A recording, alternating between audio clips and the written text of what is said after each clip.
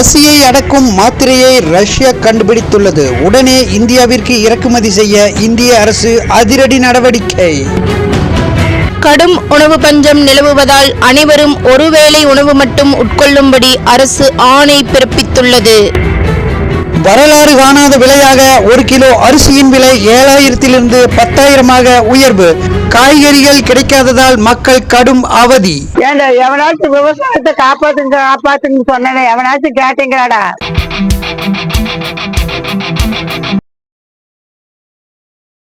என்ன அந்த சுடுகாடு போயிட்டு வந்துட்டீங்களா? அது நமக்கு சோறு போடுற பூமி தாயி, அதை போய் சுடுவாருங்கிற உனக்கு அறிவு இருக்கா? ஆமா, எனக்கு அறிவு இல்ல.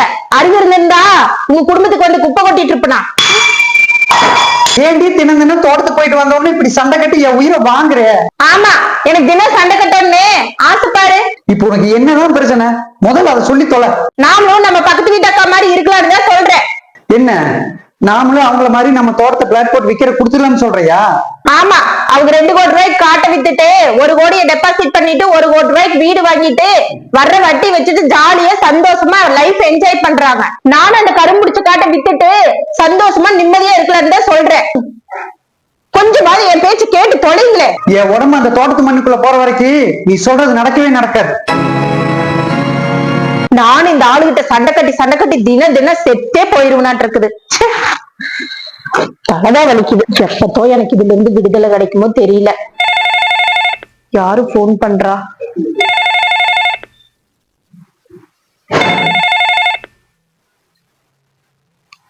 ஹலோ, சொல்லுங்கக்கா.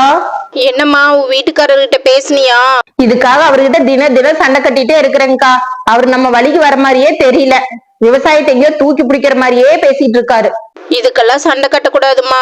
கோளாறாதான் நமக்கு சாதகமா காய் நகர்த்தணும். எப்படித்தான் வழி கொண்டு வரனே எனக்கு புரிய மாட்டேங்குதுங்கக்கா. நான் புரியுற மாதிரி சொல்றேன். உன் வீட்டுக்காரருக்கு ஏதாவது கடன் இருக்கா? அந்த கிணறு முடிச்ச காட்டுக்குதான் கிணறு வெட்ட 10 லட்சம் ரூபாய் வட்டிக்கு வாங்கி இப்ப வட்டி கூட கட்ட முடியாம உட்கார்ந்துட்டு இருக்காரு. இதனால தினம் நிம்மதி இல்லாம ஆகுது. இது ஒண்ணு போதுமே உன் வீட்டுக்காரரை வழி கொண்டு வர. என்னக்கா சொல்றீங்க? நான் விவரமா சொல்றேன். எந்த பைனான்ஸ் மட்டும் சொல்லு. அதான்க்கா, இந்த அமுதம் பைனான்ஸ்ல. அமுதம் பைனான்ஸா? உனக்கு ஏதோ அதிர்ஷ்டம் இருக்குமா? என்னக்கா சொல்றீங்க? டாக்குமெண்டே அங்கதான் இருக்கு.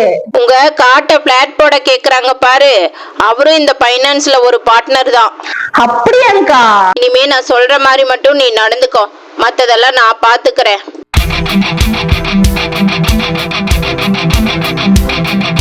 இதெல்லாம் நடக்குமாங்கா? ஏன் நடக்காது? என்னையே எடுத்துக்க. முதல்ல என் வீட்டுக்காரரு அப்படிதான் சண்டை கட்டினாரு. இப்ப நீ செஞ்சதுதான் கரெக்ட்னு சொல்றாரு. அவரு காட்டுக்குள்ள தெரிஞ்ச வரைக்கும் ஒரு நாயும் மதிக்கல. இப்ப வீடு காரு எல்லாத்தையும் பார்த்தது அவ்வளவு மதிப்பு கொடுக்கறாங்க இந்த சொந்தக்கார நாய்ங்க, தெரியுமா? உன்னோட நிலைமையும் நான் வசதி காட்டுறேன் பாரு. ரொம்ப தேங்க்ஸ்ங்கா. எனக்காக நீங்க இவ்ளோ ரிஸ்க் எடுக்கிறீங்க. ஓகேமா, இனிமே உன்னோட பர்ஃபார்மன்ஸ்ல தான் இருக்கு எல்லாமே.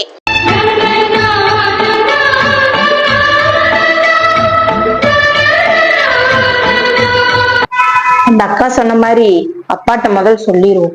சொல்லுமா. அப்பா, அவர் நகை ஏதாவது விக்கிற கேட்டாருன்னா வேண்டான்னு ஸ்ட்ரிக்டா சொல்லிருங்க. ஏமா?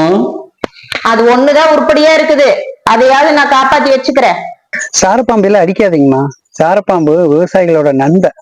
நெல்லங்காட்டுல கள்ளக்காட்டுல எலி தொல்லை இல்லாம பாத்துக்கிறது சாரப்பாம்போட வேலை. அது நமக்கு நல்லதான் செய்யும், ஒரு நாள் துரோகம் பண்ணாது. அது இல்லாம அதுக்கு விஷமெல்லாம் கிடையாது. யாரும் பயப்படாதீங்க, அதை அடிக்காதீங்க. விட்டுருங்க, போயிட்டு போகுது. சொல்லுமா, தோட்டத்துல உழவட்டிட்டு இருக்கிறேன். ஏங்க என் மேல கோவமா? சாப்பிடாமையே போயிட்டீங்க. எப்போ நடக்கிற சண்டை தானே, அதெல்லாம் எதுவும் இல்ல. மத்தியான சாப்பாட்டுக்கு வீட்டுக்கு வந்துருங்க மாமா. உங்களுக்கு பிடிச்ச குழம்பு வச்சிருக்கேன். இனிமே உங்ககிட்ட நான் சண்டை கட்ட மாட்டேன். சரிம்மா.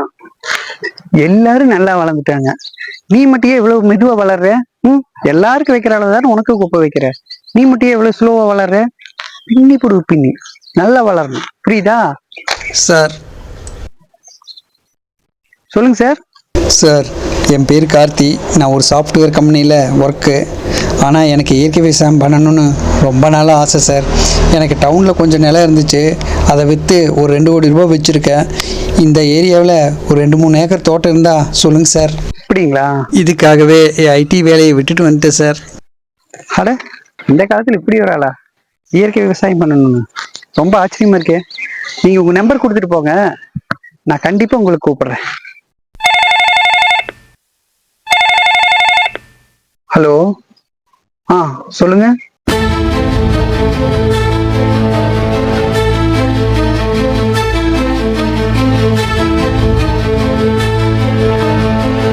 ஏமாமா வந்ததுல இருந்து ஒரு மாதிரியா இருக்கீங்க?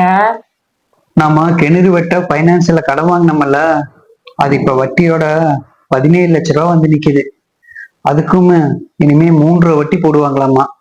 அப்படி 3 வட்டி போட்டா வட்டி மட்டுமே நமக்கு மாசம் 50,000 ரூபாய் வரும். நிச்சயமா நம்மளால கட்ட முடியாது. அதான் என்ன பண்றதுன்னு தெரியாம இருக்கேன்டா. இப்ப என்னமாமா பண்ண போறீங்க? அதான் எனக்கும் புரியலடா. உன்னோட 40 பவுன் நகை இருக்குதுல்ல, அதுல ஒரு 30 பவுன் வித்தோம்னா 17 லட்ச ரூபாய்க்கு கட்டிடலாம்டா. சரி மாமா, அப்பாட்ட ஒரு வார்த்தை கேட்டுருங்க. சரிடா. சொல்லுங்க மாப்ள. மாமா, நான் தோட்டத்துக்கு கிணறு வெட்டினதுல ஒரு 17 லட்ச ரூபாய் கடன் ஆயிடுச்சு. இப்ப அந்த 17 லட்ச ரூபாய்க்கு வட்டி அதிகமா போட போறாங்களாமா.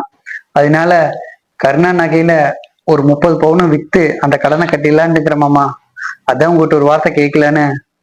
இங்க பாருங்க மாப்ள, சொல்றேன்னு தப்பா எடுத்துக்காதீங்க. என் பிள்ளைக்குன்னு இருக்கிறதே அந்த 40 பவுன் நகை மட்டும்தான். அதையும் போய் விக்கிறேன்னு சொல்றீங்க. நீங்க வேற ஏதாவது ஏற்பாடு பண்ணீங்க. நகையில ஒரு குண்டுமணி கூட நீங்க வைக்க வேண்டாம். சரி மாமா.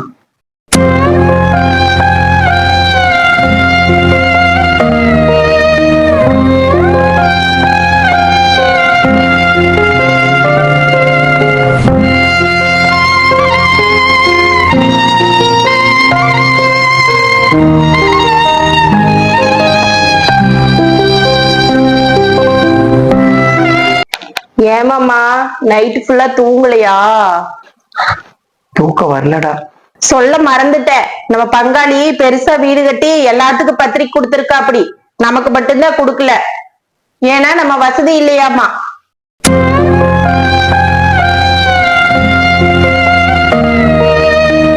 வைய அழுதுட்டு படுத்துட்டு இருக்கா, போய் சமாதானப்படுத்துங்க. ஏதோ ஸ்கூல்ல டூர் கூட்டிட்டு போறாங்களாமா. அவ லட்சக்கணக்கில் செலவு பண்ணி படிக்க வைக்கிறாங்க. நம்ம வைய கவர்மெண்ட் ஸ்கூல்ல தான் படிக்கிறா. ஒரு 1000 ரூபாய் செலவு பண்ணி நம்ம டூர் கூப்பிட்டு போறதுக்கு கொடுக்க முடியல. எல்லாம் நம்ம பொழப்பு இப்படி இருக்குது.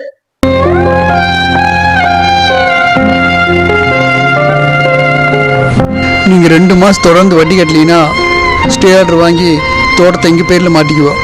அப்படித்தான் அக்ரிமெண்ட்ல இருக்கு.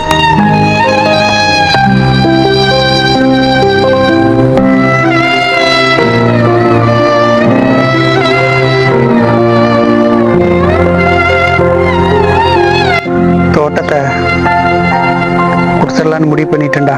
என்னமாமா சொல்றீங்க?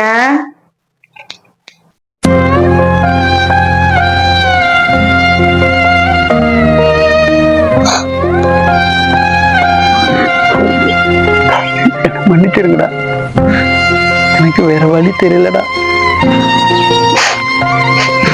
இப்ப அவங்களுக்கு கொடுத்தா உங்களை பூ மாதிரி பாத்துக்குவாங்க.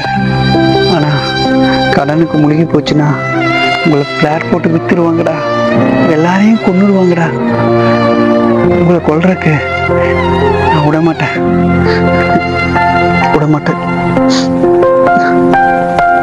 உங்களுக்கு என்ன பைத்தியமா பிடிச்சிருக்கு? எவனால 3 கோடி கேட்கற காட்ட 2 கோடி கொடுக்கறேன்னு சொல்லுவானா? பைத்தியம் கூட சொல்ல மாட்டா. என்னங்க இப்படி இருக்கீங்க? எப்பவுமே நமக்கு நல்லதே நினைக்க மாட்டேங்கிறீங்க. பேசி முடிச்சிட்டியா?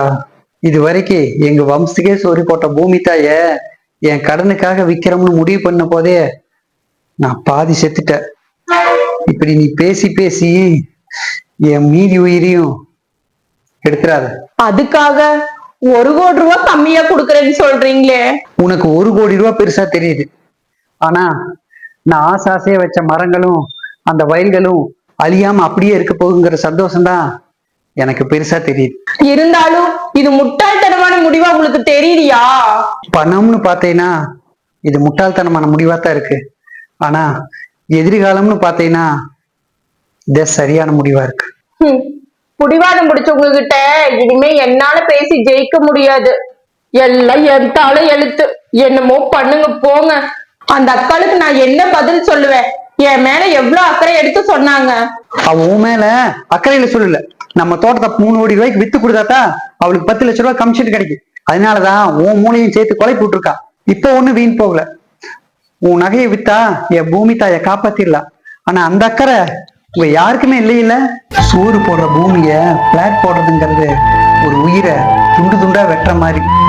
அந்த பாவத்தை என்ன பண்ண சொல்றியா?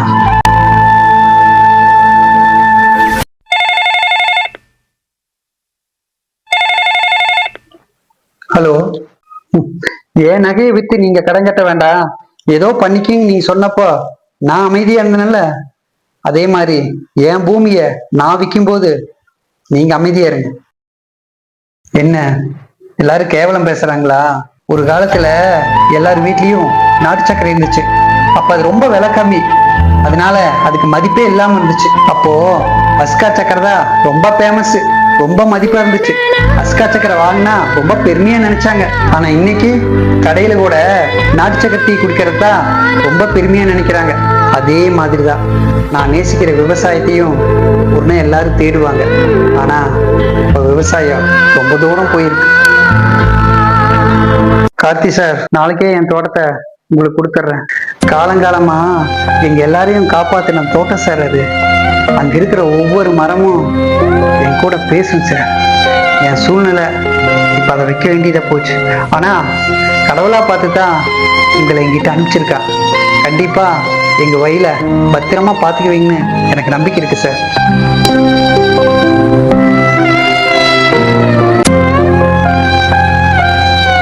மாமா, அரிசி சாப்பாடு சாப்பிடலான்ட்டு இருக்கு மாமா. எங்கேயாவது ஒரு கைப்பிடி அளவுக்கு அரிசி இருந்தா வாங்கிட்டு வாங்க மாமா. வாய்ப்பே இல்லடா, எங்கேயுமே கிடைக்காது. எல்லா நாட்டிலயும் இந்த பஞ்சம் வந்ததால இறக்குமதி நிறுத்திட்டாங்க.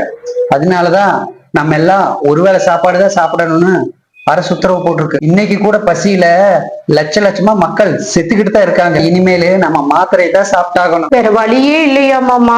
என்னால மாத்திரை எல்லாம் சாப்பிட்டு இருக்க முடியாது மாமா. வேற எந்த வழியுமே இல்லடா. ஏண்டா இப்படி எல்லாம் நடக்குன்னு தெரிஞ்சிருந்தா நீ அந்த சதியே பண்ணிருக்க மாட்டேல. மாத்திரைக்கே அட்வான்ஸ் புக்கிங் பண்ணணுமாமா, 1 லட்சம் ரூபாய் கட்டணுமாமா. நான் போய் கட்டிட்டு வரேன். அது மாத்திரை சரியான ரேட்டாமா, நான் ஆன்லைன்ல கட்டிட்டு வரேன். Sir sir. சொல்லுங்க சார். சக்தி சார் இல்லைங்களா? மாமா, உங்களை பார்க்க யாரும் வந்திருக்காங்க. என்ன பார்க்கவா? சார் நீங்க? சார், நான் யாருன்னு தெரியுதுங்களா? இல்லைங்களே. உங்க தோட்டத்தை வாங்கின கார்த்திக் சார் நானு. தோட்டம் சார், எங்க தோட்டம் இப்படி சார் இருக்கு. நான் வச்ச மரமெல்லாம் எப்படி சார் இருக்கு? என்ன சார் இப்படி கேட்குறீங்க? சொர்க்க பூமியாக வச்சுருக்கேன் சார். அந்த ஊர்லேயே நீங்கள் கொடுத்த தோட்டம் மட்டும்தான் சார் இருக்கு. மற்ற எல்லாருமே ஃப்ளாட் போட்டு வித்துட்டாங்க சார். ரொம்ப சந்தோஷம் சார். 2 பிடி அரிசி கேளுங்க மாமா உங்ககிட்ட. சும்மா இருக்கு, உங்ககிட்ட போய் கேட்கலாமா? 2 பொடி அரிசி இல்லை மேடம், நீங்கள் கொடுத்த 2 ஏக்கரையும் உங்களுக்கே கொடுக்கலான்னு வந்திருக்கேன். சார் சொல்றீங்க? அவ்வளோ பணம் எனக்கு இல்லையே சார். சார், நீங்கள் எந்த சூழ்நிலையில் எனக்கு கொடுத்தீங்கன்னு எனக்கு நல்லா தெரியும். அந்த நன்றி கடனுக்காக உங்கள் தோட்டத்தை உங்கள்கிட்டயே ஒப்படைக்க போகிறேன் சார்.